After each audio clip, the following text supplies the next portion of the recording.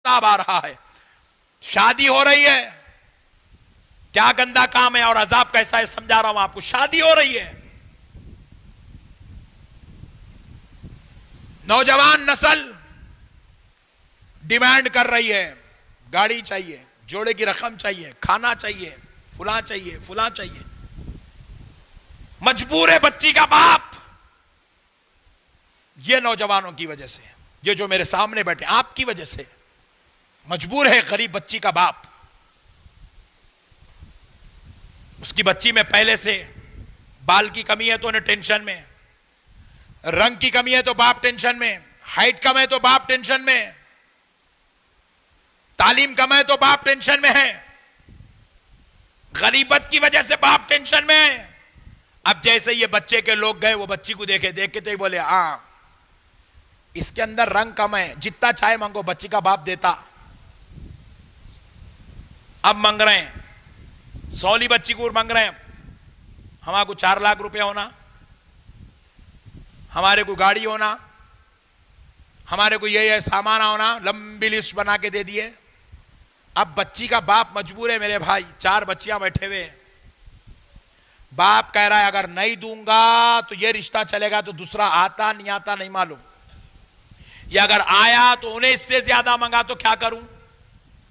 باپ مجبوری میں بول رہا ہے کہ دینے کو تیار ہوں صاحب, سب ریڈی ہوں, انگیجمنٹ کریے. انگیجمنٹ ہوگا 1 سال کا ٹائم لیے. آپ بتاؤ میرے بھائی, جو باپ اپنی بچی کی شادی کے لیے پیدا ہونے سے لے کے 22 سال کی عمر کی ہو گئی بچی, 25 سال کی عمر کی ہو گئی, 25 سال میں جو باپ 2 لاکھ جمع نہیں کر رہا, انہیں 1 لاکھ میں 6 لاکھ, 1 سال میں 6 لاکھ کہاں سے لاتا. بچی بیٹھے بیٹھے گھر میں 25 سال کی ہو گئی, 25 سال میں جو باپ 2 لاکھ روپے جمع نہیں کرا, انگیجمنٹ کے بعد 1 سال کا ٹائم لیا, 6 مہینے کا ٹائم لیا, 6 مہینے میں 1 سال میں 6 لاکھ روپے کہاں سے لاتا. مگر مجبور ہے انہیں, لاتا کہاں سے لاتا, فائنانسر کے پاس سے. کس کے پاس سے, فائنانسر کے پاس جاتا, جا کے لے کے آتا. اور مجھے کہنے دو, ایک بچی کا باپ اگر شادی کرنے کے لیے فائنانسر کی سوڑیاں چڑھتا ہے تو بچی کے باپ کو جتنا عذاب ہوتا ہے, اس سے جوڑے کی رقم, اس سے گاڑی اور فرمائش کرنے والے شوہر کو اور اس کے ماں باپ کو اس کا ڈبل عذاب ہوتا ہے. کیونکہ ان کی ظلم و زیادتی نے اس بچی کے باپ کو ایک فائنانسر کی سوڑیاں چڑھنے پہ مجبور کر دیا ہے. ان کی گندی خواہشات نے اس بچی کے باپ کو گناہ کرنے پہ مجبور کر دیا ہے. فائنانسر کے پاس سے لایا, کتنے لایا, 3 لاکھ روپے لایا, لا کے 5%, 4%, 2% پہ 3 لاکھ روپے لایا, لا کے بچی کی شادی کر رہا, کھانا پکایا فائنانس کے پیسوں سے, سود کے پیسوں سے. نوجوانوں, میں کوئی رام کتھا کہانی نہیں سنا رہا ہوں, آج جو پریکٹیکل ہو رہا, اب رمضان کے بعد جو شادیاں ہونے والی ہے اس میں جو ہونے والا ہے وہ سنا رہا ہوں آپ کو. اب وہ بچی کا باپ فائنانس پہ پیسے لایا اور لا کے جو ہے کھانا کھلا رہا, سب کو کھانا کھلا رہا فائنانس کے پیسوں سے, سود کے پیسوں سے. ادھر سے دلہن کھائی نوالا, ادھر بیٹھ کے دولہا کھایا نوالا. دلہن کے پیٹ میں بھی حرام کا لقمہ گیا, دولہے کے پیٹ میں بھی حرام کا لقمہ گیا. رات میں جا کر دونوں ملے, صحبت کرے, حمل قائم ہوا, اس حمل سے 9 مہینے کے بعد بچہ پیدا ہوا. اور آپ کو ایک بات بتاتا ہوں, یہ جو مادہ منویہ جو نکلتی ہے شوہر سے, جو عورت میں منتقل ہوتی ہے, حمل قائم ہوتا ہے, فرمایا گیا اللہ نے یہ مادہ باڈی میں بنائے نہیں کرتے, یہ باڈی میں مادہ نہیں ہے, جب کا جب بنتی تب کا تب نکلتی, اسی وقت بنتی جب بندہ چاہتا ہے, اسی وقت نکلتی جب بندہ چاہتا ہے. تو بنی کیسا, گیا سو پیٹ میں نوالوں کے کھانے کی قوت سے بنتی. وہ مادہ منویہ 100% جو رات میں کھائے وہ کھانے سے اس کا اثر رہتا. اب 9 مہینے کے بعد وہ بچہ پیدا ہوا جس کے خون میں سود کا کھانا ملا ہوا ہے. اب 4 سال 6 سال 8 سال کے بعد اپنا اصلی رنگ دکھانے لگا. کیا بچپن میں ایسے کاما کر رہا جو جوان ہونے کے بعد غنڈے نہیں کرتے ویسے کاما کر رہا. اب لا کے بولے ارے اتنا بھیانک ہو گیا, اتنا بھیانک ہوگا, اتنا بھیانک ہوگا. ہاں, حرام کا لقمہ کھانے والوں کے گھر حافظ قرآن پیدا نہیں ہوتا, عالم دین پیدا نہیں ہوتا, کوئی اللہ کا ولی پیدا نہیں ہوتا. بچی کے باپ کو سود خور کے پاس بھیجائے, سود کے پیسے منگا کے کھانا کھائے.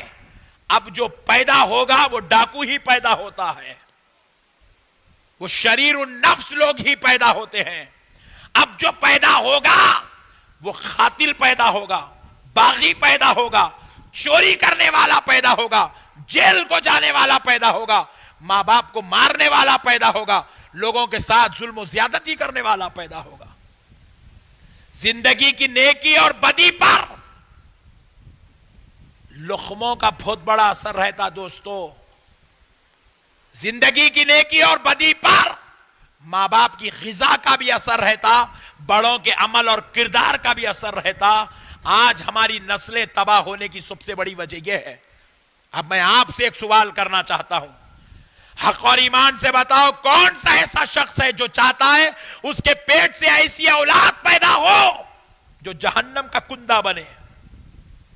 کون چاہتے ہیں بھائی ایسا؟ کوئی چاہتے؟ ذرا بولیں بھائی, کوئی چاہتے؟ نہیں چاہتے. ہر کوئی یہ چاہتا ہے نا بھائی کہ ہم بھی نیک بنے, ہماری اولاد بھی نیک بنے, ہم بھی اچھے بنے, ہماری اولاد بھی اچھی بنے. ارے ہماری اولاد تو جنتی بنے, ہماری اولاد متقی بنے, ہماری اولاد پرہیزگار بنے, ہماری اولاد نیک بنے. تو اولاد کو نیک بننا چاہتے ہو نوجوانوں, تمہارا بھائی تم سے گزارش کر رہا ہے, عورتوں سے, بچیوں سے, ان کے گھر والوں سے آپ سامان مت مانگو, جہیز مت مانگو, آپ ان سے جوڑے کی رقم مت مانگو. یہ رقم تمہارے لیے بربادی کا سبب بنی ہوئی ہے. یہ جوڑا آج امت کے لیے تباہی کا سبب بنا ہوا ہے. اے نوجوانوں, کب عقلیں آئیں گی, کب عقلیں آئیں گی؟ اگر آپ کی ماں, کیونکہ میں نے اس سے پہلے کئی نوجوانوں کو دیکھا ہے, میری بات سننے کے بعد بچہ گھر میں جا کے بول دیا امی جوڑے کی رقم لینا نہیں ہے آپ کو. اماں بولے تو گھر میں نہیں رہنا, نکل. میں آپ سے پوچھ رہا ہوں, آپ دوزخ میں گئے تو امی بچانے آتے؟ آپ کی اولاد کے اندر اگر وہ نعوذ باللہ وہ گندا لقمہ مل گیا, اس کے خون میں اس کی تاثیر آ گئی, اب ماں کچھ کر سکتی ہے؟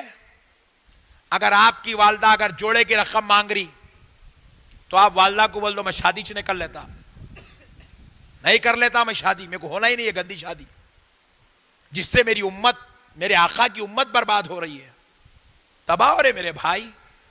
ارے میرے بھائی, میں نے تو یہاں تک سنا ہے, یہاں تک سنا ہے, میں نے دیکھا تو نہیں ہے, سنا ہے کہ آج ہمارے معاشرے کی بیٹیاں, ہمارے مسلمان بیٹیاں, یہ شادیوں کے خرچے اتنے زیادہ ہو گئے, 6 لاکھ 8 لاکھ 10 لاکھ 12 لاکھ 15 لاکھ, کہاں سے لائیں گے اتنا خرچہ؟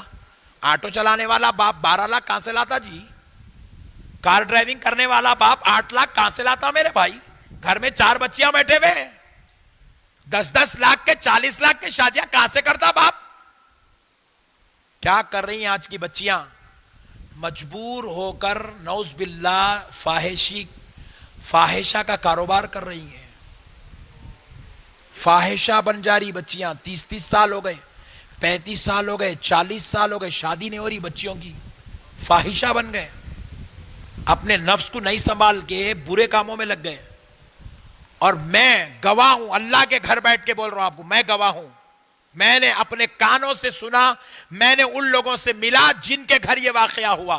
کیا ماں باپ کا نے پیسے نہیں ہیں بیٹی کی شادی کرنے, جتنے رشتے آ رہے ہیں ماں باپ ان کو دیکھو ماں بچی اچھی ہے کر لو, مگر ہم دے نہیں سکتے, ہم دے نہیں سکتے, ہماری اتنی استطاعت نہیں ہے, ہماری اتنی استطاعت نہیں ہے, نہیں کرے. ہماری مائیں, ہماری بہنیں, ہماری بیٹیاں, ہماری بہویں جب بچیوں کو دیکھنے کا اتنا دینا, اتنا دینا, اتنا دینا, اتنا دینا, اتنا دینا, اتنا دینا, فرمائش رکھے. بچی کے روزانہ آ رہے لوگ دیکھ رہے جا رہے, شرمسار ہو گئی بچی. میں ملا سو بول رہا ہوں، میں آپ کو، میں جو دیکھا، میں جو ملا وہ بتا رہا ہوں. وہ بچی مجبور ہو کے غیر مسلم کے ساتھ بھاگ گئی، اس کے کالج فرینڈ کے ساتھ بھاگ گئی، انہیں غیر مسلم کے ساتھ. آج بھی مسلمان انہیں ہیں، اس کا شوہر ہندو ہے. آج لیلۃ القدر میں بول رہا ہوں، اس کا شوہر ہندو ہے، انہیں مسلمان ہے، انہیں زندگی گزار رہی اس کے ساتھ. اس کے ماں باپ پیروں میں سر رکھ دیے، بیٹی ایسا مت کر، پورے معاشرے میں نام بدنام ہو جائیں گا. اور آپ یقین مانیے وہ لڑکی کوئی اور محلے کی نہیں، ہمارے یوسف گڑے کی ہے.